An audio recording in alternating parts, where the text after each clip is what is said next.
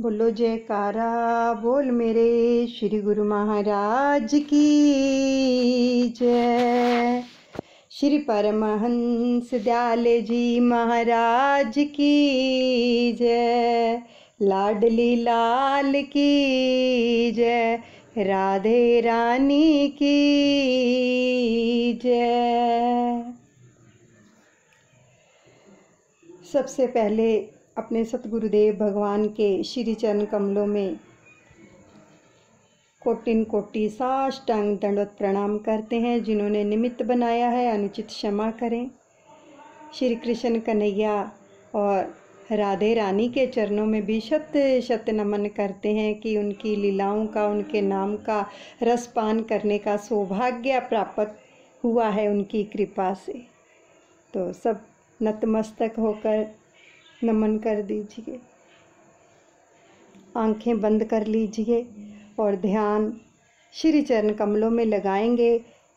हर श्वास श्वास के साथ सुमिरन चलता रहेगा, क्योंकि इन लीलाओं के साथ जुड़ने का, इनका रसपान करने का, प्रभु ने जो जो भी ज्ञान दिया है इसके भीतर, उसका रसपान करने का फ़ायदा तभी है जब हम एकाग्रचित्त होकर उसका रसपान करते हैं, आनंद लेते हैं, उसका एक एक शब्द का आनंद लेके अपने भीतर उसको उतारते पीते जाते हैं, तो हमारा रोम रोम पुलकित होता है। तो इसलिए सुमिरन ना छूटने पाए और प्रभु का जो सानिध्य है उसको महसूस करते रहें कि प्रभु हमारे साथ हैं। हरे रामा राम राम हरे हरे, हरे कृष्णा कृष्णा कृष्णा हरे हरे। गोविंद जय जय गोपाल जय जय, गोविंद जय जय गोपाल जय जय। राधा रमन हरि गोविंद जय जय, राधा रमन हरि गोविंद जय जय, गोविंद जय जय गोपाल जय जय, गोविंद जय जय गोपाल जय जय। आगे का पाठ श्रवण करते हैं। कल हमने श्रवण किया था किस प्रकार भीष्म पितामह को श्री कृष्ण भगवान ने जो वरदान दिया था उसको पूरा किया। तो आगे की कथा श्रवण करते हैं कि इसका कारण ये है कि यात्रा में अन्य चिताओं के कारण परमात्मा का नियमित ध्यान नहीं हो पाता है। सत्कर्म नियम पूर्वक नहीं होता, सत्कर्म नियम पूर्वक नहीं होता। इससे तीर्थ यात्रा की अपेक्षा भगवान का ध्यान श्रेष्ठ है। तीर्थ यात्रा की अपेक्षा भगवान का ध्यान श्रेष्ठ है। दैवी भागवत में लिखा है कि घर की अपेक्षा अधिक सत्कर्म तीर्थ यात्रा में ना हो सके तो वह तीर्थ यात्रा क्या है? व्यर्थ ही है। ध्यान से सुने दोबारा कि देवी भागवत में लिखा है कि घर की अपेक्षा अधिक सत्कर्म तीर्थ यात्रा में ना हो सके तो वह तीर्थ यात्रा व्यर्थ ही है। विदुर जी ने 36 वर्ष तक यात्रा की, फिर भी बात तो अति संक्षेप में ही कही कि आत्म प्रशंसा मृत्यु है। अपने सत्कर्मों का स्वयं अपने मुख से वर्णन ना करो। विदुर जी ने 36 वर्ष की यात्रा का 36 शब्दों में ही वर्णन किया। आज कल तो लोग हमने इतनी यात्रा की ऐसी बात बार बार करते हैं। कोई भी सत्कर्म करें तो उसका बार बार उच्चारण नहीं करना चाहिए, उसको गुप्त रखना चाहिए। अपने हाथ से जो भी पुण्य कार्य हो उसे भूल जाओ, और जो पाप हो उसे याद रखो। लेकिन क्या करते हैं हम, जो पाप होता है उसे तो भूल जाते हैं, लेकिन किसी की थोड़ी हेल्प की हो या कोई सत्कर्म किया हो, मंदिर में कुछ दिया हो, उसका बार बार हम गुणगान करते रहते हैं, चर्चा करते रहते हैं। तो क्या हो कि पाप हो उसे याद रखो। सुखी होने का यही मार्ग है। किंतु मनुष्य पुण्य को तो याद रखता है किंतु पाप को भूल जाता है। युवावस्था में जिसने बहुत पाप किए हैं उसे वृद्धावस्था में नींद नहीं आती। मध्य रात्रि के समय विदुर जी धृतराष्ट्र के पास गए। वे जाग ही रहे थे तो विदुर जी ने पूछा कि नींद नहीं आ रही है क्या? जिस भीम को तुमने विष भरे लड्डू खिलाए उसी के घर में तुम अब मीठे लड्डू खा रहे हो। धिक्कार है तुम्हें। ये विदुर जी धृतराष्ट्र जी को बोल रहे हैं। पांडवों को तुमने दुख दिया। तुम ऐसे दुष्ट हो कि राजसभा में द्रौपदी को बुलाने की तुमने संपत्ति दी थी। पांडवों को छोड़कर अब यात्रा करो। धृतराष्ट्र कहता है कि मेरे भतीजे बड़े अच्छे हैं, मेरी खूब सेवा करते हैं, उन्हें छोड़कर जाने का दिल नहीं होता। विदुर जी कहते हैं अब तुम्हें भतीजा प्यारा लग रहा है। याद करो कि तुमने पांडवों को मारने के लिए कितने प्रयत्न किए थे। भीमसेन को लड्डू में विष दिया, लाक्षागृह में आग लगाई आदि। यह धर्मराज तो धर्म की मूर्ति हैं, सो तुम्हारे अपकार का बदला उपकार से दे रहे हैं। मुझे लगता है कि कुछ ही दिनों में पांडव प्रयाण करेंगे और तुम्हें सिंहासन पर बिठलाएंगे। तुम अब मोह छोड़ो। तुम्हारे सिर पर काल मंडरा रहा है, तुम्हारे मुख पर मुझे मृत्यु का दर्शन हो रहा है। समझा बुझाकर गृह त्याग करोगे तो कल्याण होगा, नहीं तो काल के धक्के के कारण पर क्या है घर छोड़ना पड़ेगा। घर छोड़े बिना कोई चारा नहीं है। खुद समझ सोच कर घर छोड़ो। वह बुद्धिमान है, कुछ ही समय में तुम्हारी मृत्यु होगी। यह जीव ऐसा अनाड़ी है कि सोच समझकर स्वयं कुछ छोड़ना नहीं चाहता। किंतु जब डॉक्टर कहता है ना कि ब्लड प्रेशर है, काम काज बंद करो, आराम नहीं करोगे तो जोखिम है, तब वह डर के मारे घर में बैठ जाता है। इसी तरह लोग डॉक्टर के कहने पर धंधा कामकाज छोड़ते हैं। धृतराष्ट्र कहता है भाई तेरा कहना ठीक है किंतु मैं तो अंधा हूँ, अकेला कहाँ जाऊँ? विदुर जी कहते हैं कि दिन को तो धर्मराज तुम्हें जाने नहीं देंगे, सो मैं मध्य रात्रि को ही तुम्हें ले चलूं। धृतराष्ट्र और गंधारी को लेकर विदुर जी सप्त स्रोत तीर्थ गए। विदुर जी उनको दोनों को ले गए। मध्य रात्रि के समय सुबह हुई तो युधिष्ठिर धृतराष्ट्र के महल में आए। चाचा जी दिखाई नहीं देते। युधिष्ठिर ने सोचा कि हमने उनके 100 पुत्रों को मौत के घाट उतार दिया है, अतः उन्होंने आत्महत्या की होगी।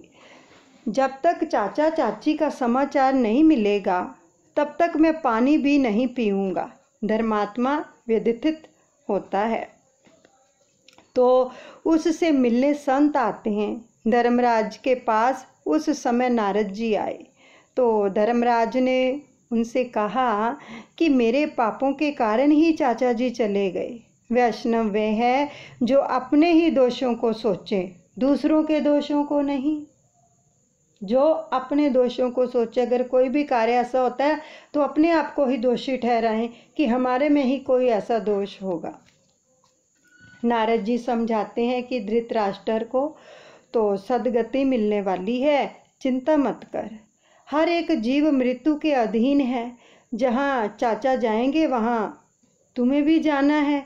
आज से 5वें दिन चाचा की सदगति होगी। ये नारद जी युधिष्ठिर को बता रहे हैं। और फिर तुम्हारी बारी आएगी तो चाचा के लिए अब रोना नहीं, अब तुम अपना ही सोचो। मृत्यु से ग्रसित व्यक्ति कभी वापस नहीं आता। जीवित अपने ही लिए रोएं, वह ठीक है। एक की मृत्यु के पीछे दूसरा रोता है, किंतु रोने वाला यह नहीं समझता कि जो वहाँ गया है उसके पीछे मुझे भी जाना है। रोज सोचो कि मुझे अपनी मृत्यु उजागर करनी है। तुम्हारे लिए अब 6 महीने बाकी हैं, तुम अपनी मृत्यु को सोचो। ये नारद जी ने उसको युधिष्ठिर जी को बोल दिया। तो सूत जी सावधान करते हैं। शैया में सोने के बाद अर्थात अंतकाल में आया हुआ सायनापन किसी काम का नहीं, वह निरर्थक है।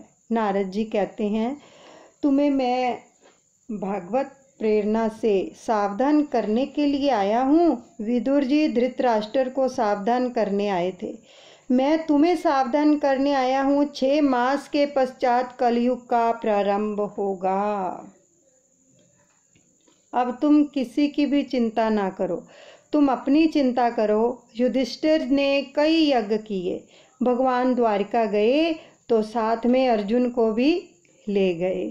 प्रभु की इच्छा थी कि यदुकुल का नाश हो तो अच्छा हो, और यदुकुल का सर्वनाश हो गया तो युधिष्ठिर ने भीम से कहा कि नारद जी ने कहा था कि अब समय आ रहा है, ऐसा लगता है मुझे कलयुग की परछाई दिखाई दे रही है। मेरे राज्य में जो है अधर्म बढ़ रहा है, मंदिर में ठाकुर जी का स्वरूप आनंद में नहीं दिखता है, सियार और कुत्ते मेरे समक्ष रोते हैं। तुझे मैं और क्या कहूँ। मैं कल घूमने गया था, एक लोहार के पास एक वस्तु देखी। मैंने पूछा कि ये क्या है, तो उसने कहा कि ये तो ताला है, लोगों के घरों से चोरी होने लगी है, सो ताले लगाने पड़ते हैं। तो आज से 6 महीने पहले की बात है कि एक वैश्या एक ब्राह्मण को एक घर बेचा था, तो उस घर की बुनियाद में से कुछ सोना मिला। ब्राह्मण वह सोना लेकर सेठ के पास गया।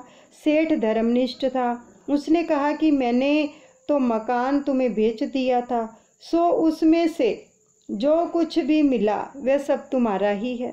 ब्राह्मण ने कहा कि उस संपत्ति पर उसका कोई अधिकार नहीं है। मेरे राज्य की जनता कितनी धर्मनिष्ठ थी। उस समय मैंने कहा था कि 6 महीने में ही इन दोनों का मन कलुषित हो जाएगा, वैसा ही हुआ। कल वे दोनों मेरे पास आए थे और धन पर अपना अपना अधिकार जता रहे थे, और अपने साथ एक एक वकील भी लेते आए थे। तो लगता है कि मेरे पवित्र राज्य में कली का प्रवेश अब हो ही गया है। कली अर्थात कला का रूप। जिस घर में कृष्ण कीर्तन, कृष्ण की कथा होती है, वहाँ कली नहीं जा सकता, यानी कलयुग नहीं जा सकता। अर्जुन अब तक आया नहीं था और भीमसेन तथा धर्मराज वैसी बातें कर रहे थे। इतने में अर्जुन भी आ गया, तो उसने मुख पर तेज का आभास मात्र भी नहीं दिखता था। तो युधिष्ठिर ने उससे पूछा कि तेज कहाँ गया। अर्जुन, तूने द्वार आए हुए अतिथि का सत्कार किए बिना ही तो कहीं भोजन नहीं कर लिया है ना। अतिथि भगवान का स्वरूप है। द्वार पर आए हुए अतिथि भूखे रहें सो यजमान के पुण्य का क्षय होता है। नचिकेता यमराज के घर 3 दिन तक भूखा प्यासा बैठा रहा था। तो यमराज ने आकर पूछा कि तुमने क्या खाया इन 3 दिनों में। तो उसने कहा, आपका पुण्य मनुष्य शरीर की अपेक्षा आँख और मन से अधिक पाप करता है। गीता जी में भगवान ने अर्जुन को प्रमाण पत्र दिया है कि वह अपापी है, पवित्र है, इसलिए तो भगवान ने उसको गृहतम ज्ञान दिया। एक बार रात के समय उर्वशी अर्जुन से मिलने आई, तो अर्जुन ने उसका मुख तक नहीं देखा। तो उसने उर्वशी से कहा कि माता जी, मैं तो भरतखंड का वासी हूँ, मेरे लिए पर स्त्री माता समान है। एकांत में जो काम को पराजित करे वही वीर है। मुझे पूरा भरोसा है कि पर स्त्री गमन का पाप अर्जुन नहीं कर सकता, फिर भी वह आज निस्तेज क्यों है। मुझे तो यह लक्षण कलयुग के लगते हैं। धर्मराज अर्जुन से पूछते हैं, तेरे आत्म स्वरूप परमात्मा श्री कृष्ण कुशल तो है ना? वे द्वारिका में ही हैं क्या? अर्जुन ने कहा, क्या बताऊं भाई, मेरे प्रभु ने मेरा त्याग किया है। जिन्होंने लाक्षागृह से हमें बचाया था वे अब तो स्वधाम पधारे हैं। प्रभु मुझे अंतकाल में साथ नहीं ले गए। उन्होंने मुझसे कहा कि तू जब मेरे साथ आया ही नहीं था तो फिर मैं तुझे अपने साथ कैसे ले जा सकता हूँ?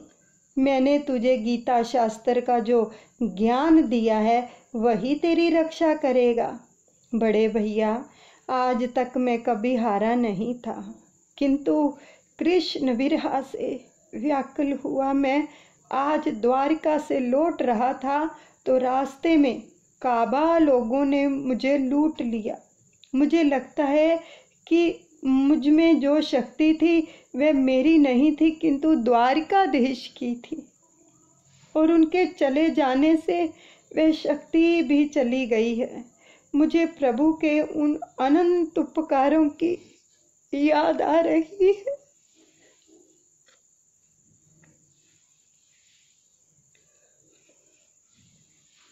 लाक्षागृह दहन आदि कई संकटावस्था में उन्होंने हमारी रक्षा की थी। कृष्ण कृपा को याद करते करते अर्जुन कृष्ण विरह में रो रहा है।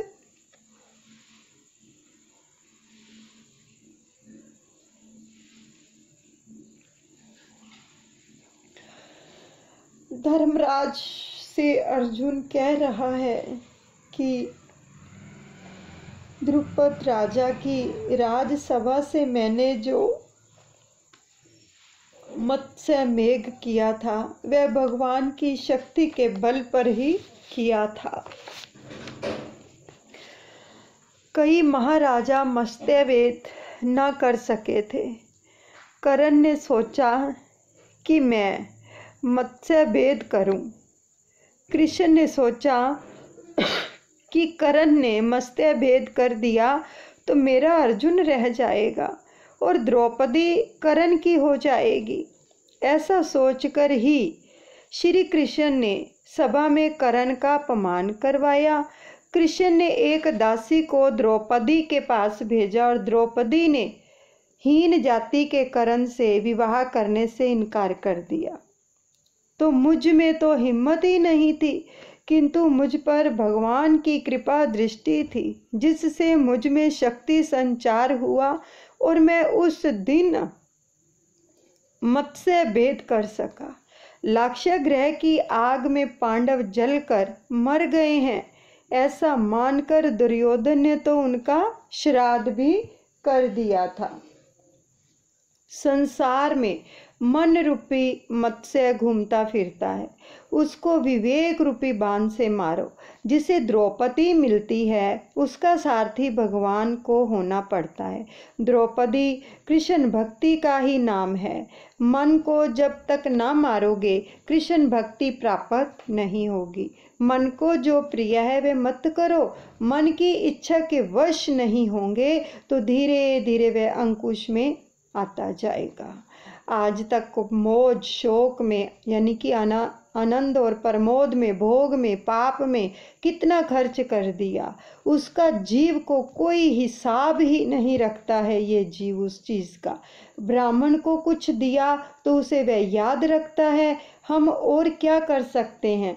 1000 रुपये का दान दिया है, अंतकाल में जीव चिंता करता है कि मेरी बेटी का क्या होगा, मेरे भांजे का क्या होगा, किंतु तू यह तो सोच कि तेरा क्या होगा।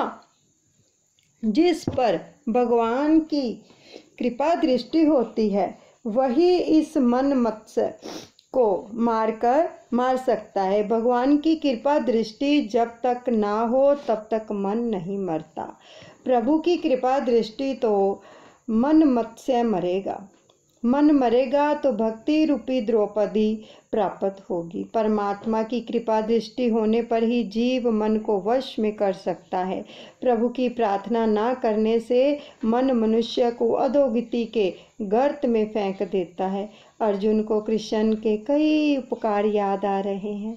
उन्होंने मुझे गीता का उपदेश दिया था। बड़े भैया, एक बार भगवान ने मुझसे कहा था कि कुछ मांगो। बड़े बड़े ऋषि और महात्मा जन्म मरण के फेरों से मुक्ति पाने की इच्छा से जिनका ध्यान करते हैं, उनसे मैंने मांगा कि युद्ध में मुझे जीत मिले। अफसोस, मुझे मांगना ही नहीं आया कि रात वध के समय मैं शंकर के साथ युद्ध कर सका, वह भी श्री कृष्ण के ही प्रताप से। बड़े भैया, द्रौपदी से भी कितना स्नेह था। द्रौपदी के केश पकड़कर दुष्ट जन उसे सभा में खींच लाए। आंसू भरी आंखों से द्रौपदी कृष्ण के चरणों में जा गिरी। उन्होंने सभा में ही प्रतिज्ञा की कि इस अपमान का मैं बदला लूंगी, और कृष्ण ने उन दुष्टों को ऐसी दशा दी कि उनकी पत्नियां विधवा बनी और उन्हें अपने केश स्वयं को छोड़ने पड़े। बड़े भैया, याद करो वह प्रसंग कि जब हमारा नाश करने के लिए कपट करके दुर्योधन ने दुर्वासा को भेजा था, बाजी के एक ही पाते से कि अक्षय पात्र भर के कृष्ण ने हमें उस संकट से बचाया था। दुर्योधन ने 4 महीनों तक दुर्वासा को अपने यहाँ भोजन कराया। वे प्रसन्न हुए तो उन्होंने दुर्योधन से वर मांगने को कहा। तो दुर्योधन ने सोचा कि दुर्वासा के शाप से पांडवों का नाश करने का यह अच्छा अवसर है। कल इस ऋषि का एकादशी का अनशन था। वैसे तो सूर्यदेव का अक्षय पात्र पांडवों के पास था, किंतु द्रौपदी के भोजन कर लेने के बाद ही उसमें कुछ भी नहीं मिलता। तो दुर्वासा द्रौपदी के भोजन करने के बाद वहां पहुंचेंगे और द्रौपदी से भोजन ना मिलने पर क्रोधित होंगे और पांडवों को शाप देंगे, जिससे पांडवों की दुर्गति होगी। दुर्योधन ने ऐसा कुविचार करके दुर्वासा से विनती की कि आप अपने 10,000 शिष्यों को साथ लेकर युधिष्ठिर का आतिथ्य स्वीकार करें, क्योंकि अपने कुटुंब के वे ही गुरुजन हैं। और हाँ, द्रौपदी बेचारी भूखी ना रह जाए, इसलिए पांडवों के भोजन कर लेने के बाद ही वह आप वहां जाइएगा। संत की सेवा सद्भाव से करेंगे तो फलीभूत होगी, किंतु दुर्भाव से करेंगे तो सफल नहीं होगी। 4 मास तक दुर्वासा को अपने यहाँ भोजन करवाकर दुर्योधन ने पांडवों के सर्वनाश की इच्छा की। इसी दुर्वासा दुर्भावना के कारण उसकी अपनी ही हानि हुई। अन्यथा संत को भोजन दान करने से पुण्य मिलता है। दुर्योधन ने संत की सेवा तो की, किंतु किसी के सर्वनाश के हेतु की थी, सो उसे पुण्य नहीं मिला। सेवा के अंदर भी क्या था? कुभावना थी, इसलिए उसका फल उसको नहीं मिला। दुर्योधन की विनती के अनुसार दुर्वासा 10,000 शिष्यों के साथ पांडवों के आंगन में पधारे हैं। दुर्वासा ने युधिष्ठिर से कहा, राजन, कल एकादशी का अनशन था, जो आज हमें बड़ी भूख लगी है। एकादशी का व्रत था, तो अगले दिन वो भोजन कर पाने के लिए वहाँ गए, तो इसलिए उन्होंने फरमाया कि बहुत भूख लगी है, आपके घर हम भोजन करने की इच्छा से आए हैं। सूर्य नारायण द्वारा दिए गए अक्षय पात्र से पांडव मध्य काल में आए हुए ब्राह्मण को भोजन कराते हैं। अक्षय पात्र संकल्पानुसार भोजन देता था, संकल्प के अनुसार ही भोजन देता था वो अक्षय पात्र। तो पांडव तो ऐसे भगत हैं कि विपदा अवस्था में भी ईश्वर की कृपा का ही दर्शन और अनुभव करते हैं। आज द्रौपदी भोजन कर चुकी है, सो अक्षय पात्र से कुछ भी मिलने की संभावना नहीं थी, क्योंकि द्रौपदी भोजन कर चुकी थी। उससे पहले जब वो भोजन नहीं करती थी तो जितना मर्जी भोजन उससे निकलता था। तो फिर भी युधिष्ठिर जी ने दुर्वासा से कहा कि बड़ी कृपा हुई हम पर कि आपने हमारा आंगन जो है पावन किया। आप सब गंगा स्नान कर लें, इतने में भोजन तैयार कर देंगे। तो धर्मराज का धैर्य तो देखो कि घर में अन्न का एक कण भी नहीं है, फिर भी उन्होंने 10,000 ब्राह्मणों को भोजन के लिए आमंत्रण दिया। तो युधिष्ठिर को विश्वास है कि मैंने आज तक कभी अपने धर्म की उपेक्षा नहीं की है, तो इससे धर्म स्वरूप प्रभु मेरी रक्षा अवश्य करेंगे। भीम, अर्जुन, द्रौपदी आदि चिंता कर रहे हैं, किंतु इन सबको भोजन कैसे कराएंगे। द्रौपदी भी सोचती है कि अब अक्षय पात्र भी काम नहीं आ सकता, क्योंकि मैंने भोजन कर लिया है। द्रौपदी दुख से कातर हो रही है और भोजन ना मिलने से क्रोधित होकर दुर्वासा शाप देंगे और मेरे पांडवों का सत्यानाश हो जाएगा, ऐसा द्रौपदी सोच रही है। तो द्रौपदी द्वारिकाधीश जी को प्रार्थना करने लगी, नाथ मेरी लाज रखना, नहीं तो जगत तुम्हारी ही खिल्ली उड़ाएगा। द्रौपदी ने आर्तनाद किया, यानी कि अंतर से याद किया प्रभु को कि जिस प्रकार आज तक तुमने हमारी सहायता करके लाज रखी है, उसी तरह आज भी हमारी लाज रखना। आज जो हम इन 10,000 संतों को भोजन ना दे सकेंगे तो दुर्वासा शाप देंगे और हमारा सर्वनाश होगा। जीव जब तक प्रभु को प्रेम से घबराकर पुकारता नहीं है, तब तक कुछ नहीं होता। जीव संकटावस्था में प्रभु को पुकारता है। द्रौपदी ने दुख से कातर होकर घबराकर प्रभु को पुकारा। परमात्मा ने द्रौपदी की आर्तवाणी सुनी तो उसकी सहायता करने के लिए आने को तैयार हो गई। भगत जब हृदय पूर्वक कीर्तन करता है तो भगवान का सिंहासन भी डोलने लगता है। गोविंद जय जय गोपाल जय जय, गोविंद जय जय गोपाल जय जय, गोविंद जय जय गोपाल जय जय, गोविंद जय जय गोपाल जय जय। भगवान जाने की तैयारी कर रहे थे, तब उत्थान का समय हो रहा था। तो रुक्मणी जी थाल में मेवा लेकर आई थी।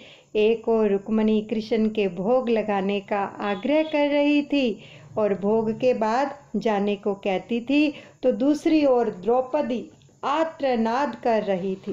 कृष्ण ने वहां जाने का सोचा तो रुक्मणी पहले भोग का आग्रह करने लगी। तो भगवान ने कहा कि 10,000 ब्राह्मणों को द्रौपदी वन में भोजन कैसे कराएगी, मैं तो चला, भोजन मैं भी वहीं कर लूँगा। तो द्वारिका नाथ दौड़ते हुए द्रौपदी की उस कुटिया में आए जहाँ वह बड़ी तन्मयता से प्रार्थना कर रही थी। भगवान वहीं प्रकट हुए। इस प्रकार तन्मयता से कीर्तन करो कि भगवान बाहों में लेकर तुम्हें कहें कि आंखें खोलो, मैं आ गया हूँ। गोविंद मेरो है, गोपाल मेरो है, गोविंद मेरो है, गोपाल मेरो है, श्री बांके बिहारी नंद लाल मेरो है, गोविंद मेरो है, गोपाल मेरो है। यही भान करो कि प्रभु ने हमें अपनी बाहों में ले लिया है, अपने गले से लगा लिया है और हम क्या कह रहे हैं, गोविंद मेरो है, गोपाल मेरो है, गोविंद मेरो है, गोपाल मेरो है, श्री बांके बिहारी नंदलाल मेरो है, श्री बांके बिहारी नंदलाल मेरो है, गोविंद मेरो है, गोपाल मेरो है। तो आगे क्या हुआ, भगवान वहीं प्रकट हुए। इस प्रकार तन्मयता से कीर्तन करो कि भगवान बाहों में लेकर तुम्हें कहें कि आंखें खोलो, मैं आ गया हूँ। भगवान ने द्रौपदी से कहा कि देख मैं आ गया हूँ, मुझे बड़ी भूख लगी है, कुछ खाने को दे। द्रौपदी ने हाथ जोड़कर कहा कि हम तो लुट गए हैं, हमारे घर में कुछ भी नहीं है, आप मजाक ना करें। 10,000 संतों को भोजन कराना है, इसलिए मैंने आपको पुकारा है। आप उसकी व्यवस्था करके हमारी लाज रखें तो बड़ी कृपा होगी। तो भगवान कहते हैं उन संतों के भोजन का प्रबंध तो बाद में होता रहेगा, किंतु पहले मेरे लिए खाने की तो कुछ बात कर। तू अपने भोजन से पहले मेरे लिए हमेशा कुछ ना कुछ रख लेती है, तो आज जो भी तूने रख छोड़ा हो वह मुझे दे दे। द्रौपदी कहती है कि हे नाथ, आज तो मैं भूल ही गई थी, सो आपके लिए कुछ भी नहीं रहा। भगवान ने कहा कि वह अपना अक्षय पात्र मुझे दिखाओ, शायद मेरे लिए उसमें कुछ हो। तो द्रौपदी ने प्रभु के हाथ में अक्षय पात्र दिया। उन्होंने देखा तो सब्जी का एक पत्ता उसमें रह गया था। अक्षय पात्र में लगा हुआ सब्जी का एक पत्ता रह गया था। वैसे तो अक्षय पात्र में वह पत्ता कहाँ से आ सकता था, किंतु भगवान ने प्रेम प्रयोग से पत्ता उत्पन्न कर दिया और उन्होंने उस पत्ते का क्या प्राशन किया। तो परमात्मा को जीव जब प्रेम से कुछ भी देता है तो उन्हें तृप्ति हो जाती है। अंतर्यामी प्रभु से वे सभी जीवों में व्याप्त है, अतः उनकी जब तृप्ति होती है तो सभी जीव भी तृप्त होते हैं। परमात्मा को हजारों बार मनाओ, तब कहीं किसी दिन वे भोग लगाते हैं। कन्हैया को रोज भोग लगाओ, किसी दिन कुछ भी वे ग्रहण करेंगे तो भी तुम्हारा बेड़ा पार हो जाएगा। परमात्मा को अल्प मात्र में भी भोजन कराओगे तो सारे जगत को भोजन कराने का पुण्य मिलेगा। भगवान द्रौपदी से कहते हैं कि आज जगत के सभी जीव तृप्त हो गए। भगवान दुर्वासा और अन्य 10,000 संत सभी तृप्त हो गए। भगवान ने वचन ही फरमा दिए। युधिष्ठिर ने जाते हुए ब्राह्मणों को रोकने की आज्ञा दी। भीम संतों को बुलाने गया तो वहाँ से वे तृप्त की डकार ले रहे थे। वे भोजन करने के लिए आने का नाम ही नहीं लेते थे। दुर्वासा ने सोचा कि यह काम कृष्ण का ही हो सकता है। उन्होंने भीम से पूछा कि कहीं द्वारिका से कृष्ण तो नहीं आए हैं ना? तो भीम ने कहा कि वे तो कभी के आए हुए हैं और द्रौपदी से बातचीत कर रहे हैं। वे तो कहते हैं कि दुर्वासा तो मेरे गुरु हैं, सो मैं उनको आज प्रेम से भोजन कराना चाहता हूँ। तो दुर्वासा ने कहा कि कृष्ण मेरे गुरु के भी गुरु हैं, मैं उनका गुरु नहीं हूँ। अब मुझे भोजन करने की कोई आवश्यकता नहीं है। तुम्हारा संयम, सदाचार, धर्म पालन, कृष्ण भक्ति, कृष्ण प्रेम देखकर मुझे बिना भोजन किए ही तृप्ति हो गई है, मैं संतुष्ट हूँ। दुर्वासा ने आशीर्वाद दिया कि तुम्हारी यानी पांडवों की विजय होगी और कौरवों का विनाश होगा। बड़े भैया सेवा दुर्योधन ने की और आशीर्वाद आपको मिला।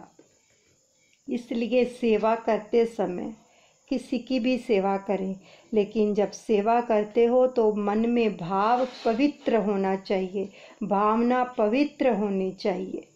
तो शंकर स्वामी कहते हैं कि यदि जीव और ब्रह्म एक ना हो तो श्री कृष्ण पत्तों का जो है प्राशन करें और दुर्वासा तृप्त हो, ऐसा कैसे हो सकता है? जीव और ईश्वर का भेद आभास मात्र है और तत्व तो एक ही है। भगवान के स्वधागमन और यदुवंश के विनाश का समाचार सुनकर युधिष्ठिर ने स्वर्गारोहण का निश्चय किया तो परीक्षित को राज सिंहासन दे दिया। पांडवों ने द्रौपदी को साथ लेकर पांडवों ने द्रौपदी को साथ लेकर स्वर्गारोहण के लिए हिमालय की दिशा में प्रयाण किया। केदारनाथ में उन्होंने भगवान शिव जी की पूजा की। जीव और शिव का मिलन हुआ। उसके आगे निर्वाण पंथ है। पांडवों ने वही रास्ता लिया। चलते चलते सबसे पहले द्रौपदी का पतन हुआ, क्योंकि वैसे तो वह भी पतिव्रता थी, किंतु अर्जुन के प्रति उसे अधिक प्रेम था, सो वह उसकी ओर पक्षपात का भाव रखती थी। दूसरा पतन हुआ सहदेव का, क्योंकि उसे अपने ज्ञान का अभिमान था। तीसरा पतन हुआ नकुल का, क्योंकि उसे अपने रूप का अभिमान था। फिर पतन हुआ अर्जुन का, उसे अपने बल का अभिमान था। फिर पतन हुआ भीम का। उसने धर्मराज से पूछा कि मेरा पतन क्यों हुआ, मैंने तो कभी कोई पाप किया ही नहीं था। युधिष्ठिर ने कहा कि खाता बहुत था, सो तेरा पतन हुआ। खाने के समय आंखें खुली रखो, किंतु संतों को और देवों को भोजन कराते समय आंखें बंद रखो।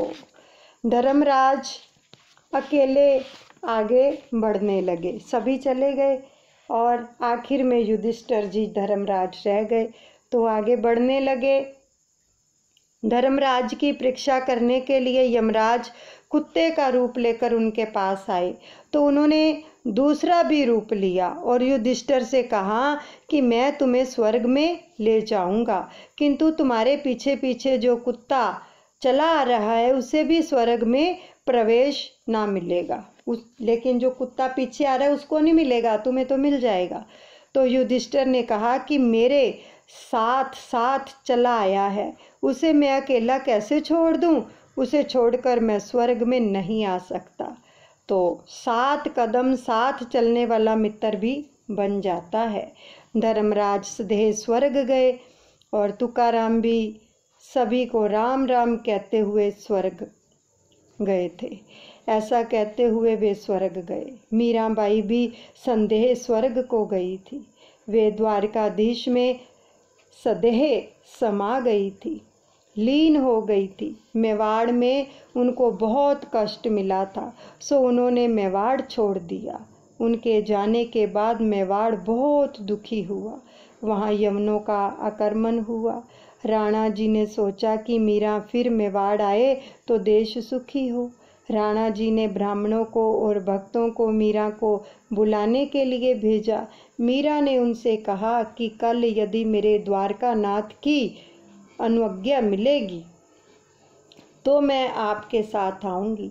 अगले दिन मीरा ने दिव्य श्रृंगार किया। वे आतुर थी कि आज उन्हें अपने गिरधर गोपाल से, अपने प्राण प्रीतम श्री कृष्ण से मिलना है। मैं इस संसार में अब रहना नहीं चाहती। कृपा करो मेरे नाथ। कीर्तन के साथ साथ वे नर्तन भी करने लगी और आज नृत्य करने लगी। तो आज उनका असितम कीर्तन था, तो द्वारकानाथ ने उनको अपने हृदय से लगा लिया। मीरा संदेह द्वारकाधीश में विलीन हो गई। कृष्ण भक्ति से उनका शरीर इतना दिव्य हुआ था कि वह शरीर कृष्ण में विलीन हो गया। आत्मा और परमात्मा का मिलन कोई आश्चर्य की बात तो नहीं है, किंतु कृष्ण प्रेम से जड़ शरीर भी चेतन बनता है और चेतन में विलीन हो जाता है। दिव्य पुरुष सशरीर परमात्मा से जा मिलते हैं। तो प्रयाण और मरण में भेद है। अंतिम श्वास तक नित्य कर्म करता रहे उसका प्रयाण कहा जाएगा, और मलिन अवस्था में हाय हाय करता हुआ देह छोड़ना जो छोड़ता है उसका मरण कहा जाएगा। पांडव प्रभु के धाम में गए, उनकी मृत्यु उजागर हो गई। सभी पांडव प्रभु के धाम को गए क्योंकि उनका जीवन श्रेष्ठ था और शुद्ध था, तो उन्होंने अपने जीवन काल में कभी धर्म को नहीं छोड़ा था। धन की अपेक्षा धर्म श्रेष्ठ है। धन इस लोक में कुछ सुख देता है और कभी कभी दुख भी देता है, किंतु धर्म तो जीवन भर प्रलोक दोनों को उजागर करता है। धर्म मृत्यु के बाद भी साथ साथ जाता है। अब परीक्षित राज करने लगे तो उन्होंने धर्म से प्रजा पालन किया, 3 अश्वमेध यज्ञ भी किए। अश्वमेध यज्ञ के समय घोड़े को मुक्ता से विचरण कराया जाता है। तो वासना ही घोड़ा है, वासना कहीं बंधती ही नहीं है। आत्म स्वरूप में विलीन होने पर ही वह अंकुशित होती है।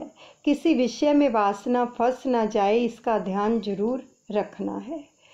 इंद्रिय, शरीर और मनोगत वासना का नाश ही 3 यज्ञ हैं। परीक्षित ने यह 3 यज्ञ किए, चौथा यज्ञ बाकी था, बुद्धिगत वासना का नाश। सुखदेव जी जैसे ब्रह्मनिष्ठ गुरु की कृपा से होता है। अतः चौथा यज्ञ अभी तक हुआ ही नहीं था। शुद्ध आचार हो तो विचार शुद्ध होते हैं। जल शुद्धि और अन्न शुद्धि की मर्यादा के पालन से सिद्धि मिलती है। आचार शुद्ध रखो, स्वेच्छाचारी का पतन होता है। परीक्षित के आचार अति शुद्ध थे, अर्थात धर्मशास्त्र कथित मर्यादा के अनुसार थे, सो उनमें कली पुरुष का प्रवेश ना हो सका। कली ने सोचा कि परीक्षित कुछ पाप करे तो मैं उसमें प्रवेश कर पाऊंगा। राजा के मन में पहले प्रवेश करूं तो प्रजा पे भी प्रविष्ट हो सकूंगा। तो समाज को सुधारना अब जो था अशक्य सा हो गया है। तो किंतु व्यक्तिगत जीवन तो सुधर सकता है। आचार और विचार से शुद्ध होता है, उसके घर में कली नहीं आ सकता। आज भी कुछ वैष्णव घर ऐसे हैं जिसमें कली प्रवेश नहीं कर पा सकता है। शास्त्र की रचना मनुष्य के कल्याण के लिए की गई है। जो आचार धर्म छोड़ देता है उसके विचार भी अशुद्ध हो जाते हैं। धर्म माता पिता है, पत्नी की पसंदगी हो सकती है, माता पिता की नहीं। धर्म का परिवर्तन नहीं किया जा सकता। वर्ण आश्रम धर्म के पालन से आचार शुद्ध हो सकते हैं। गाय की सेवा करो। गाय खाती तो है घास किंतु देती है दूध। जो भगवान के ने संपत्ति दी है तो गो पालन करो। आजकल लोग धन संपत्ति मिलने पर कुत्ते पालते हैं। देखो यहाँ पर बहुत सुंदर वचन आए हैं, इनको श्रवण करो। श्रीमद् भागवत जी में ये वचन है कि जो भगवान ने संपत्ति दी है तो गो पालन करो। यानी कि जो हमारे पास धन है, कुछ भी है, उससे हमें गो माता की सेवा करनी चाहिए। आजकल लोग धन संपत्ति मिलने पर कुत्ते पालते हैं। कुत्ते का अनादर करने की बात नहीं है, किंतु मर्यादा को छोड़कर अधिक प्रेम ना करो। आंगन में आए हुए कुत्ते को रोटी खिलाना धर्म है, किंतु कुछ लोग उसे अपनी मोटर में बिठाकर घुमाते हैं, फिराते हैं। और तो हम क्या कह सकते हैं ऐसे लोगों के लिए। किंतु अगले जन्म में वे स्वयं कुत्ता होने की तैयारी कर रहे हैं। श्रीमद् भागवत जी के वचन हैं, जीवन मात्र में परमात्मा है, किंतु प्रत्येक का शरीर जो है भिन्न है। प्रत्येक का शरीर भिन्न है और कर्म भी भिन्न भिन्न है। इसलिए हरेक के साथ पीना और खाना इष्ट नहीं है। एकादशी के दिन अन्न नहीं खाना चाहिए। एकादशी के दिन अनशन करना धर्म है, किंतु हम अपने ही शास्त्रों की बात नहीं मानते। और जब डॉक्टर कहता है कि विषम ज्वर यानी कि टाइफाइड है और 21 दिन तक भोजन मत करना, तो उसकी बात मान लेते हैं और 21 दिन का अनशन कर लेते हैं। जिस तरह पापी के मन में कली प्रवेश कर लेता है, उसी तरह शास्त्र की मर्यादा का उल्लंघन करने वाले के घर में जो है कली घुस जाता है। यदि आचार विचार शुद्ध हो तो कली तुम में प्रवेश नहीं कर सकेगा। व्यवहार भी शुद्ध होना चाहिए। संपूर्ण शुद्ध व्यवहार ना करें, केवल हर पूर्णिमा के दिन सत्यनारायण की पूजा करें, तो उससे क्या लाभ होगा।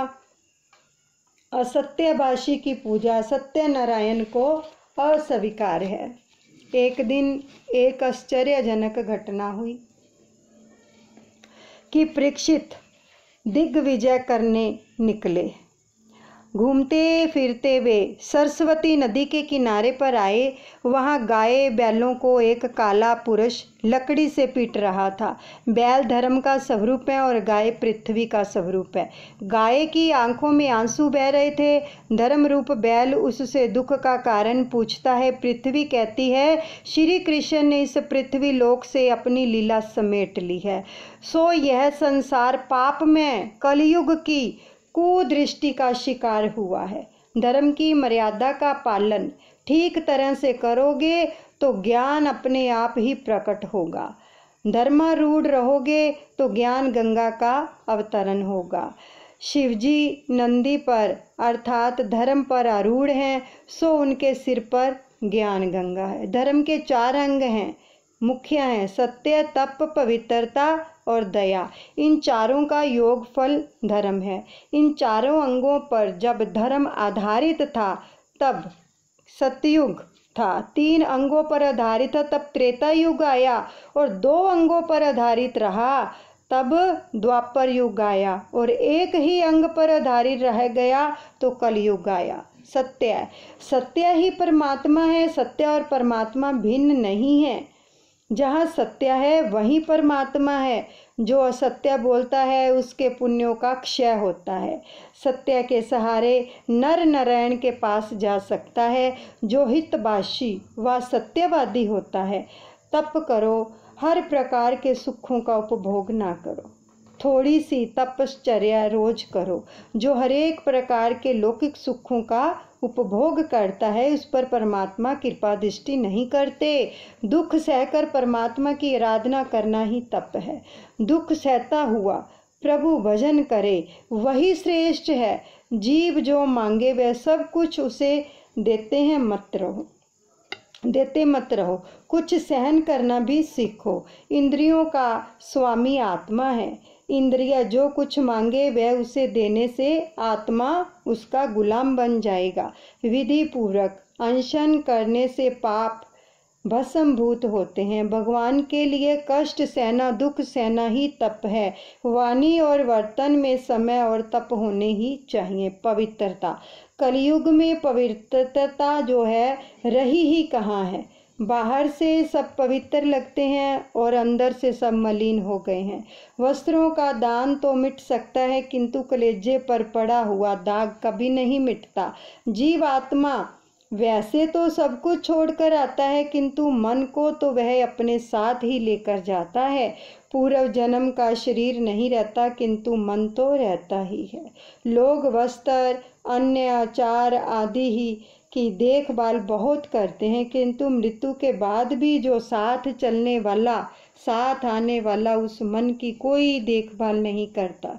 मृत्यु के बाद जो साथ आने वाला है उसकी चिंता करो, उसकी देखभाल करो। जिस तरह कपड़ों को स्वच्छ रखते हो उसी तरह मन को भी स्वच्छ रखो। जिस तरह संसार व्यवहार निभाती हुई माता अपने बच्चे की देखभाल करती है उसी तरह व्यवहारिक कर्म करते हुए ईश्वर के साथ संबंध बनाए रखो। हमेशा जो है सोचते संभालते रहो कि अपना मन कभी ना बिगड़े। हरे रामा रामा रामा हरे हरे, हरे कृष्णा कृष्णा कृष्णा हरे हरे, राधे राधे श्यामा श्यामा, हरे रामा रामा रामा हरे हरे, हरे कृष्णा कृष्णा कृष्णा हरे हरे। बोलिए सतगुरुदेव भगवान की जय। कृष्ण कन्हैया लाल की जय। राधिका रानी की जय। जो भी पाठ श्रवण किया है वो सब प्रभु के अर्पण करते हैं। अब आगे की कथा कल श्रवण करेंगे। मेरे प्रभु सबका मंगल करें।